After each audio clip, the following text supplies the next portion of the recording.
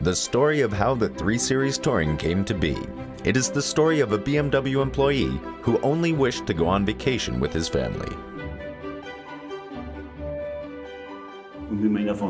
With my family, wife, and 2 kids, I needed a bigger trunk. Especially with young children, you always have more luggage, because everyone wants to take a tricycle or toys, and at that time, conventional cars were too small.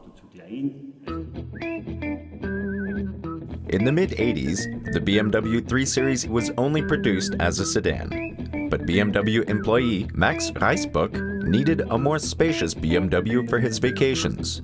So he bought a wrecked 3 Series and started to work on it in the garage of a friend. I had no construction blueprints. The vehicle and the modifications were all in my head. Of course, it grew over a period of several months. I thought about how to do this part and then that part. In order not to exceed his budget of $13,000, Max Reisböck only used precast elements and welded them together. After 6 months of work, the new vehicle was finished.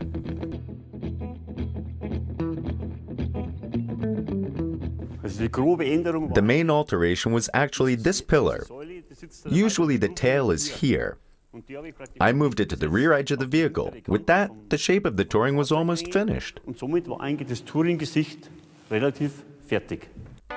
To test how people would respond to it, he showed the Touring to his friends. Since their reaction was very positive, he dared to present it to his BMW colleagues. First they were curious, then they were amazed, and finally they loved it. The board was impressed. Then BMW took over my car, and 3 years later, the first 3 Series Touring went into production with minimal changes.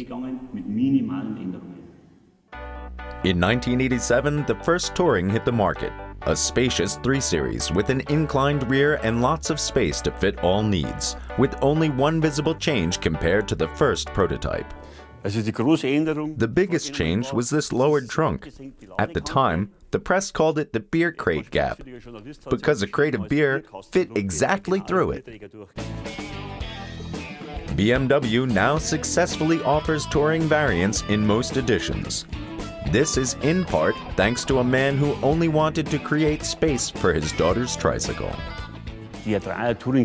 I can now say it was the birth of the first lifestyle Touring.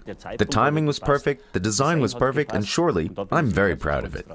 An inclined rear and plenty of space for the family. Reisböck's fundamental ideas can still be found in the Touring of today.